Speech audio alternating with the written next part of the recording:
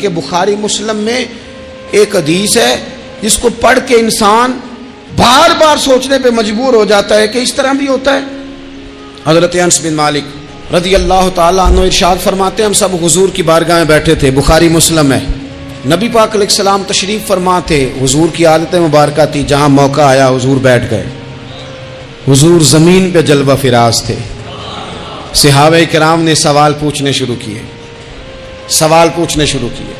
یہ بھی بتائیں، کچھ نوجوان تھے انہوں نے کچھ سوالات شروع کیے، انہوں نے بہت زیادہ سوالات کیے کثرت سے، تو حضرت انس بن مالک رضی اللہ تعالیٰ عنہ فرماتے ہیں بہت سوالات، جب زیادہ سوال ہو گئے نا اللہ کے رسول صلی اللہ علیہ وسلم اٹھ کے نا ممبر پہ بیٹھ گئے، فرمایا پوچھو جو تمہارا جی چاہتا ہے میں بتاؤں گا، پوچھو، کرو سوال کرو۔ ایک شخص نے اٹھ کے عرض کی یا رسول اللہ میرا باپ کون ہے؟ فرمایا حذیفہ۔ دو لوگ اور اٹھے یا رسول اللہ ہمیں لوگ تانے دیتے ہمارا باپ، فرمایا تمہارا باپ وہی ہے جس کی طرف تم منسوب ہو، اسی باپ کی جائز اولاد ہو۔ ایک بندہ اور اٹھا، اس کا لہجہ بھی کچھ اس طرح کا تھا، کہنے لگا حضور میں جنت میں جاؤں گا کہ جہنم میں؟ کئی دفعہ نا چیزیں راز میں رہیں تو وہ ٹھیک رہتی ہیں، لیکن جن کو راز کھولنے کا شوق ہو ان کے اپنے بھی کھل جایا کرتے ہیں، ان کے کھل جاتے ہیں پھر وہ تکلیف میں آتے ہیں۔ یاد رکھیں حضور میں جنت میں جاؤں گا کہ جہنم میں؟ حضرت انس بن مالک کہتے ہیں کریم بولے، مور لگنے لگی، ہم کانپنے لگے، حضور نے فرمایا تو جہنم میں جائے گا، دوزخی ہے تو۔ بس جب وہ سناٹا چھا گیا، اب ڈر تھا کہ کچھ اور باتیں نہ، یہ کثرت سوالات کی وجہ سے حضور ناراض ہو گئے، کہتے ہیں فٹافٹ حضرت عمر اٹھے، فٹافٹ، اور کوئی معافی نہیں مانگی، کوئی بات نہیں کی، جناب عمر تھے نا، آئے عمر تیرے جملوں پہ مر جاؤں، ان راہوں پہ قربان جہاں سے عمر چلتے تھے، ہر حکمران تیری بات کرتا ہے پر عمر تیرے ایک ایک فیصلے پہ میری اولاد قربان۔ ایسا بھی شخص کوئی پلٹ کے دنیا میں آئے گا جیسا خطاب کے گھر عمر پیدا ہوا۔ حضرت فاروق اعظم اٹھے، یوں ہاتھ باندھے، رو پڑے، کہنے لگے نہ حضور نہ، رضیت باللہ ربا وبالاسلام دینا وبسیدنا ومولانا محمدا نبیا ورسولا۔ حضور ہم بڑے راضی ہیں کہ اللہ ہمارا رب ہے، سونیا بڑے راضی ہیں کہ دین ہمارا اسلام ہے، یا رسول اللہ ہم بڑے راضی ہیں کہ اللہ نے آپ کو ہمارا نبی بنا کے بھیجا ہے۔ حضور بڑے، یوں ہاتھ باندھے، نہ ساڈا بولیا چولیا معاف کری، غلطی ہو گئی حضور جوانوں سے، نہیں ایسا حضور، نہ اس سے زیادہ کوئی پردہ نہ کھول جائے کہ رضیت باللہ ربا وبالاسلام دینا وبسیدنا ومولانا محمدا نبیا ورسولا۔ اور ضرورت کے لیے سوال ضرور پوچھا جائے، حضور پسند کرتے تھے، لیکن بحث میں الجھ جانا، ہر وقت دین کو تختہ مشق بنا لینا، ہر وقت میرا دل تڑپتا ہے، کبھی کبھی سوچتا ہوں یہ میرے نبی پاک کا دین ہے،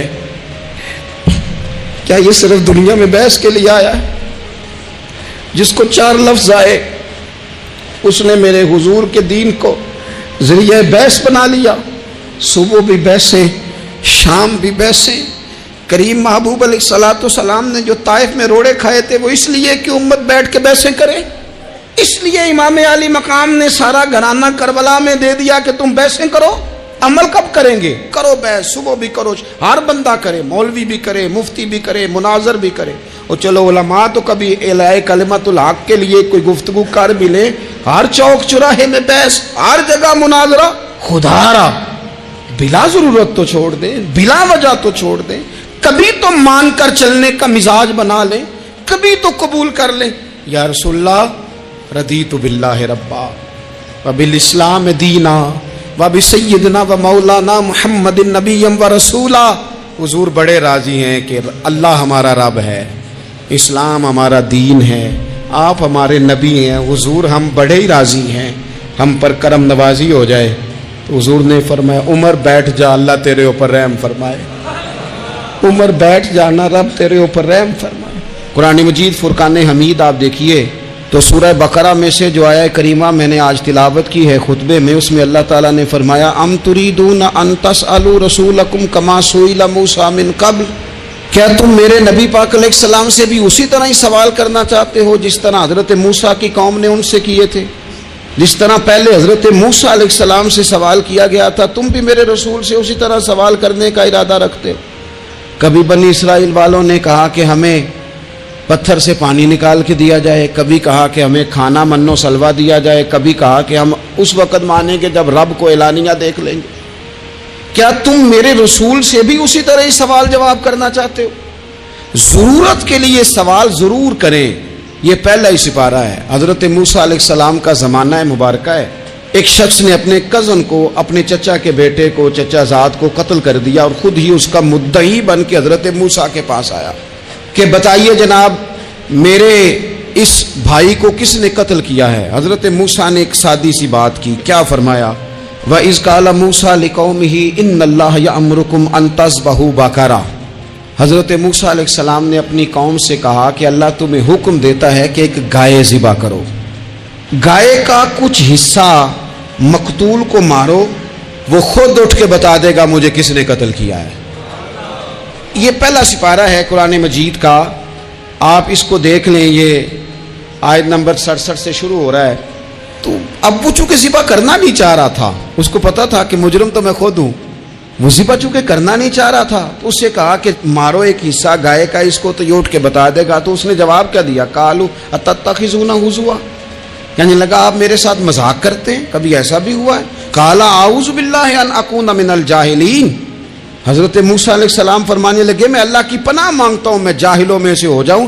ہر وقت مذاق کرتے رہنا یہ تو جاہلوں کا طریقہ ہے۔ کن کا ہے؟ حضرت موسیٰ نے کہا ہے، قرآن پاک ہے، ہر وقت مذاق کرتے رہنا۔ خوش طبعی اور چیز ہے، مسکراتے رہنا، لیکن کسی کا مذاق ہر وقت اڑاتے رہنا کن کا طریقہ ہے؟ جاہلوں کا۔ جب کہا نہیں ذبح کرنی ہے تو اب ذرا دیکھیے کرنا نہیں نہ چاہ رہے، قالوا ادع لنا ربک یبین لنا ما ہی، کہنے لگے اے موسیٰ پھر آپ نہ رب سے دعا کریں کہ وہ ذرا کھول کے بتائے وہ گائیں کس طرح کی ہو۔ ارادہ نہیں نہ ذبح کرنے کا، آپ دعا کریں۔ قال انہ یقول انہا بقرۃ لا فارض ولا بکر، فرمایا کہ رب کہتا ہے وہ گائے نہ بوڑھی ہو نہ زیادہ بچیا ہو، عوان بین ذالک، ان کے درمیان ہو، یعنی جوان گائے ہو۔ فافعلوا ما تؤمرون، کرو جس کا تمہیں حکم دیا جا رہا ہے۔ قالوا ادع لنا ربک یبین لنا ما لونھا، لو اگلی بات سن لو، کہنے لگے آپ دعا کریں رب سے کہ وہ کھول کے بتائے اس کا رنگ کس طرح کا ہو، رنگ بتائیں کس طرح کا ہو۔ قال انہ یقول انہا بقرۃ صفراء، فرمایا رب فرماتا ہے کہ صفراء رنگ کی ہو، یعنی گہرے زرد رنگ کی ہو۔ کہ رب فرماتا ہے اس طرح کی گائے ذبح کرو۔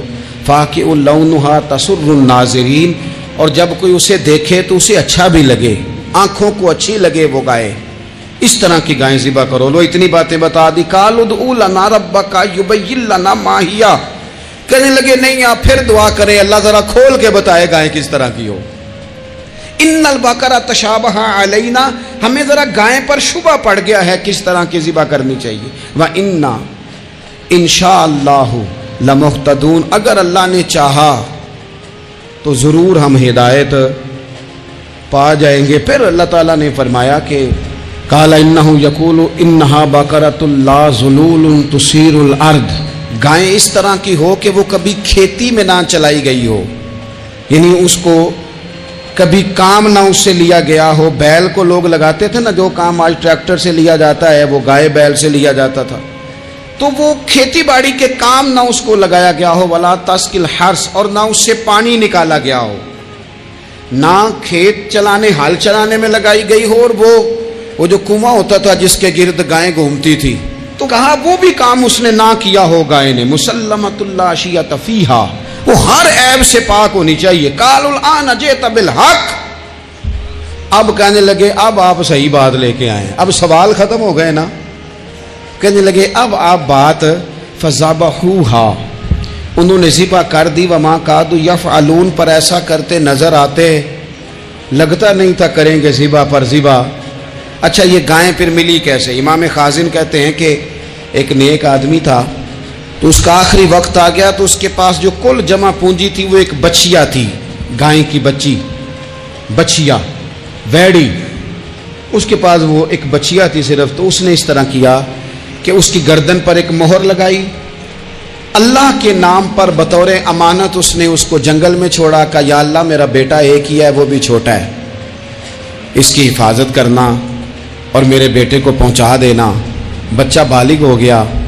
اس کی ماں نے کہا بیٹا جو امانتیں رب کے پاس رکھوائی جائیں نا ان میں خیانتیں نہیں ہوا کرتی، جا کے جنگل میں آواز دے تیری گائے واپس آ جائے گی. اس نے جا کے جنگل میں آواز دی کہ وہ جو میرے باپ نے امانت رکھوائی تھی وہ کدھر ہے. وہ نشان لگی ہوئی گائیں دوڑتی ہوئی اس کے پاس آئی. واللہ خیر الرازقین، جب رب بندوبست کرے، جب اللہ بندوبست کرے تو پھر معاملہ اور ہوتا ہے. وہ گائے آ گئی. اب اس نے کیا کیا اس نوجوان نے کہ وہ گائے گھر لایا، ماں سے آ کے کہا کہ اماں یہ تو اللہ نے فضل کر دیا. ماں کہنے لگی پتر حالات ہمارے خراب ہیں، منڈی میں لے جا اسے بیچ دے، لیکن سودا میری مرضی کے بغیر طے نہ کرنا. کس کی مرضی کے بغیر؟ کس کی؟ اماں کی مرضی. اور سنو یار، تھے کچھ لوگ جن کو لوگوں نے تانے بھی دیے کہ تم ماں کے پیچھے لگ گیا ہے، لوگوں نے بڑا کچھ کہا، پر جو ماں کی مرضی پہ لگے ناکام نہیں ہوتے زندگی میں. یہ دیکھو ماں کی مرضی پہ لگا. اس کی قیمت کتنی تھی گائے کی؟ بڑی مہنگی تھی پر 3 دینار کی تھی. منڈی میں لے گیا 3 دینار اس کی قیمت لگ گئی. تو ماں نے کہا تھا میری مرضی کے بغیر سودا نہ کرنا. اب بچے تو نہیں نا مانتے، اماں کو کیا پتا باہر بزنس کیا ہے، لین دین کیا ہے. پر ماں نے کہا تھا میری مرضی. بندہ دے رہا ہے اسے 3 دینار. اس نے کہا جی میں نے طے تب کرنا ہے، ڈن تب کرنا ہے، پہلے اماں سے پوچھنا ہے. گھر جا کے اماں سے پوچھا، اماں کہنے لگی دے دے. واپس آیا تو اس نے کہا کہ میں 6 دینار دیتا ہوں پر میری شرط ہے، ماں سے نہیں پوچھنا. اس نے کہا تو 12 بھی دے. ڈن تب بھی ہونا ہے جب اماں نے کہنا ہے. وہ جب اس طرح کی اس نے گفتگو کی، واپس اپنی والدہ کے پاس گئے. کہنے لگے اماں سمجھ نہیں آتی، 3 دینار کی گائیں بندہ 12 میں خریدنے کو تیار ہے، شرط لگاتا ہے کہ اماں سے نہیں پوچھنا. تو والدہ کہنے لگی پتر پہلے اس سے جا کے پوچھ کیا وہ ہے کون. یہ کوئی روحانی معاملہ ہے، کوئی غیبی مدد ہے، پوچھ. اس سے جا کے پوچھا تو وہ کہنے لگا میں تو فرشتہ ہوں اللہ کا، تو نے گائیں بیچنی نہیں، اس لیے کہ تیرا باپ بھی نیک ہے، تیری ماں بھی نیک ہے. رب تیرے رزق میں برکت پیدا فرمانا چاہتا ہے. ماں باپ نیک ہونا رزق میں برکت ہو جاتی ہے. ماں باپ نیک ہوں، ان کی صالحیت کا اثر پہنچتا ہے بچوں تک. رزق حلال کما کے لانے والے ہوں تو گھر میں برکت ہوتی ہے. جا کے کہا کہ تیرے ماں باپ نیک تھے، اسے نہ بیچنا گائے کو. تو کیا کریں؟ کہنے لگے بنی اسرائیل والے سوال کر کر کے خود مشکل میں آ گئے. اب وہ ایسی گائے جو جوان بھی ہو، یہاں تو ہر غریب آدمی اپنی گائیں یہاں لگا دیتا ہے، کھیتی باڑی میں یہاں لگا دیتا ہے، کنویں میں پانی نکالنے میں تو یہاں تو ہر ایک کی گائیں. تو ایسی گائیں جس کا رنگ بھی اتنا پیارا ہو، زیادہ بوڑھی زیادہ بچی بھی نہ ہو، اور ابھی تک کھیت میں بھی نہ لگی ہو، وہ سوائے تیرے کہیں نہیں ہے. اس نے کہا چل پھر مہربانی کر بتا میں کتنے کو دوں گائیں، اگر وہ آ جائیں تو کتنے کو بیچنی ہے.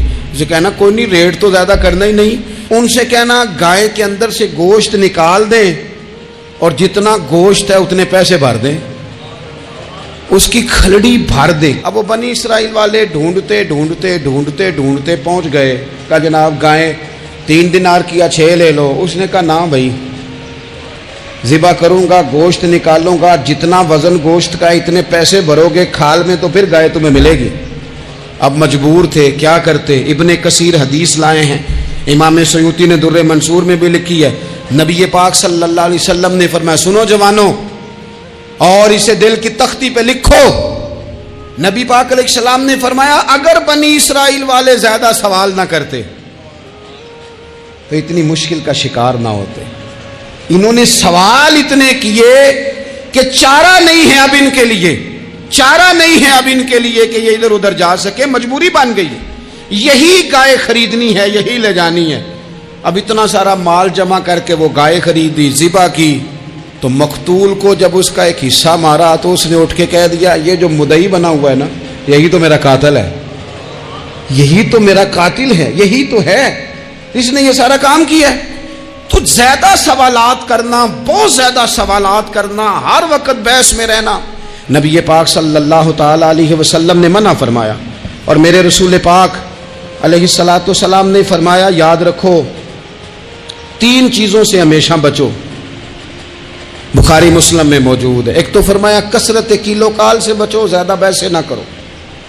اور دوسرا حضور علیہ الصلاۃ والسلام نے فرمایا مال کو ضائع کرنے سے بچو. اور تیسرا فرمایا زیادہ سوال نہ کیا کرو، زیادہ سوال نہ کیا کرو. ایک مقام پہ نبی پاک علیہ السلام نے فرمایا حج فرض ہے. ایک صاحب نے اٹھ کے پوچھا حضور ہر سال؟ حضور خاموش ہو گئے. پھر پوچھا حضور ہر سال؟ سرکار خاموش ہو گئے. تیسری بار پھر پوچھا حضور ہر سال؟ نبی پاک علیہ السلام نے فرمایا زیادہ سوال نہ کیا کرو، میرے منہ سے نکل جاتا نا ہر سال فرض ہے تو رب نے ہر سال فرض کر دینا تھا، تمہارے لیے مشکل ہوتی. اور فرمایا جس چیز کے لیے میں تمہیں حکم دوں وہ کر دیا کرو، اور جس چیز میں تمہیں آزاد کر دوں اس میں آزاد ہو جایا کرو، زیادہ باریکیوں میں نہ جایا کرو.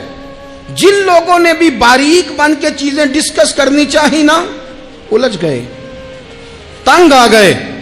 اور جو کسی ایک دروازے کے فقیر تھے، ایک دروازے کے فقیر تھے، ایک دروازے کے فقیر تھے، کسی ایک راہ سے خیرات لیتے تھے، زیادہ الجھاؤ نہیں پیدا کیا انہوں نے. میں کہہ چکا ہوں علم حاصل کرنے کے لیے سوال ضرور کریں، لیکن بحث کے لیے اور الجھاؤ پیدا کرنے کے لیے، نئی سے نئی راہ تلاش کرنے کے لیے یہ بات درست نہیں ہے.